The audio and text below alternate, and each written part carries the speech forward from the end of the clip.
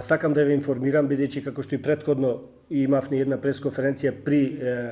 промените настанатите во клубот, дека клубот испадна од првата лига и како се одвиваа работите и зошто дојдовме до ова ниво да дојдеме до оваа ситуација. Прво и најосновна работа со која што сакам да потенцирам дека е причина за која што отпаднавме од лигата, тоа е немањето на терен. Јас мислам дека и најголемите светски реномирани клубови, Барселона, Реал, и да не ги редам сега, да не дојде дека фаворизирам некои клубови, да 3 години не играат на собствен стадион, мислам дека и финансиски и бодовно че не можат да го издржат тоа, бидејќи покрај финансиските издатоци кои што ги имаме играјчи на гостински терен, ние секоја недела бараме терен, бидејќи никој не ни даде посебен терен да играме една година на исти терен, него моравме буквално секоја утакмица по завршавањето веќе да се обраќаме до клубови каде би играле наредното утакмица. Тука потоа следи финансискиот издаток, значи морате да обезбедите автобус да патувате, па редари, па обезбедување, па лица за носила и така натаму, сето тоа ствара еден издаток. Јас ќе кажам една цифра која што не ме земајте за збор дека е до денар точна, меѓутоа ќе ви кажам ориентационо колку клубот губеше годишно. Значи некаде од прилика за 20 утакмици, 19 утакмици одиграни на домашен терен во наводници, бидејќи сите ги одигрувавме во гости, не чинеше ориентационо околу 100.000 евра издаток. Значи плаќање на терени, на сите тие издатоци. Ако го земеме тука опортунитетниот трошок, тоа е трошокот кој што го губиме поради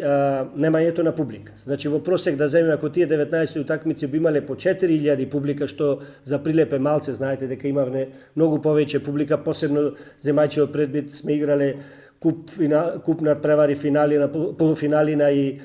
надпревари кои што одлучувале за опстанокот на клубот, сигурно не би било помалци од 8 до 10.000 гледачи. Зимајќи го и тој податок дека тука по 1 евро да ја земеме во просек картата, значи би изгубиле уште дополнителни 100.000 евра, значи губитокот финансиски на победа годишен е околу 200.000 евра секоја година. 3 години се надпреварувавме, значи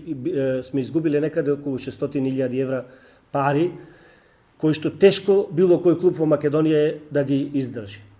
Вториот проблем при ова гостување како домајчини е тоа што ние едноставно изгубивме поддршката психичка од публиката, значи го немаше онај притисок кој што би го имале доколку утакмица се одлучува, без разлика дали за борба за висок пласман или за опстанак. И точно ние во моментите кога најповеќе ни беше потребно, кога клубот беше 3-4 место во есенскиот дел, веќе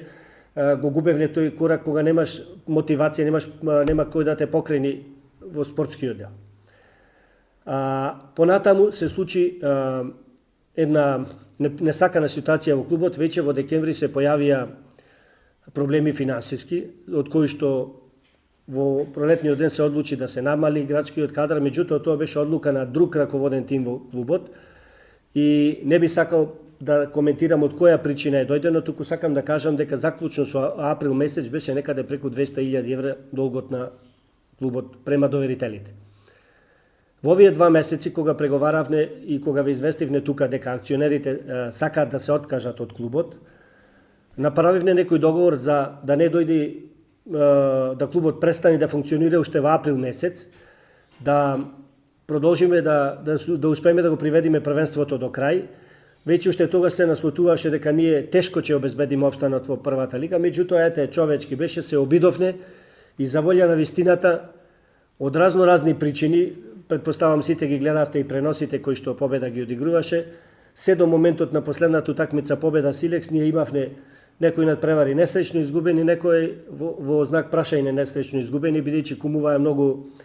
чудни судиски одлуки на кои што клубот и беше оштетен, и посебно на утакмицата со Силекс, на кој што беше бити или не бити, меѓутоа доста симптоматично, бидејќи за таа утакмица, ако се сеќавате, и како гостински клуб кога игравме во Кратово, имавме реакции на судењето, каде што беше досуден пенал кој што никој не го виде, и јас како представник на клубот на одборот на прволигаши реагирав до Емил Божиновски кој што ги делегира судите, и од него добив уведување дека нема да се случи повторно неанимирани суди да судат одлучувачки надпревари, затоа што на тој надпревар го судеше судија кој што Дали добил санкција или не, клубот ништо не добива од тоа, меѓутоа бевне оштетени и баравне на секој таков надпревар, дали е за прво или за место за отпаѓање, тоа го бара и сите клубови, дека ќе ни судат реномирани суди. Зошто на тој надпревар беше делегиран судија, значи зборувам за надпреварот во турнова победа Силекс, кој што беше последна можност на победа да се вратиме како реално во живот, бидејќи имавме за останату такмица и доколку тие две ги победевне, ние веќе бевне во играта, веќе бевне екипа за бараша, а не за опстана. Меѓутоа на таа такмица повторно се случи една лакардија. Реагиравме, меѓутоа џабе се реакциите и оправдувањата. До ден денеска не добивме одговор зошто меѓународни судии не го судеа тој надпревар и ги створаат со мрежите дека нешто не е во ред и дека најверојатно клубот многу поодамна бил отпишан. Во однос на понатамошните случувања се обидовме, значи, да на некаков начин. Најтешко е кога многу утакмици пред крајот на првенствата веќе клубот беше отпаднат едно 5-6 утакмици. Плата фудбалерите немаја добиено и оправдана беше нивната реакција, бидејќи голем дел од нив живеат само од примањата од фудбалот. Плата немаја добиено, доверителите си ги бараат своите средства и бевне во ситуација ставени многу тешка и така да голем дел од играчите беа и незадоволни, не можеме да ги обвиниме зошто не би сакале да настапуваат и да наиграат, па во истиот период не пратеа и повреди, неколку играчи се исповредија, така да на крајот сепак одлучивме последните неколку утакмици да им дадеме на младите да го одиграат првенството и да го приведеме при крај. Во овие 2 месеци колку што бев поставен за да извршувам функцијата ВД председател, сакам да ви потенцирам дека не е направен ниту еден денар долг, раздолжени сме и долгот веќе е смален на некои ориентационно 130-40.000 евра, дека се што беше од наша страна побарано го исполнивме, единствено што не можеме да исполниме, реков, за опстанокот да го обезбедиме, меѓутоа тоа беше невозможно во вакви услови, дека клубот се уште е собственост на акционерите, бидејќи на хартија, знаете, во централен регистар кој што е заведен, тој е и собственик на клубот. Клубот се уште е во собственост на акционерите. Од страна на градоначалникот добив информација дека е разговарано со неколку потенцијални луѓе кои би сакале да се вклучат во спонзорирање на клубот, меѓутоа горчливиот и главен проблем е долгот кој што победа го има према доверителите. Дали со добивањето на ваучерот кој што го добивне од Агенцијата за млади спорт од 60.000 евра, нормално дека ќе се ублажат дел од трошоците, од врски према доверителите. И како понатаму ќе се одвива ситуацијата, ќе видиме овие денови, бидејќи како што ви реков, дека на хартија се уште клубот е на акционерите кои што немаат одржано собрание акционерско и да најдат некој спонзор кој што би го превзел клубот.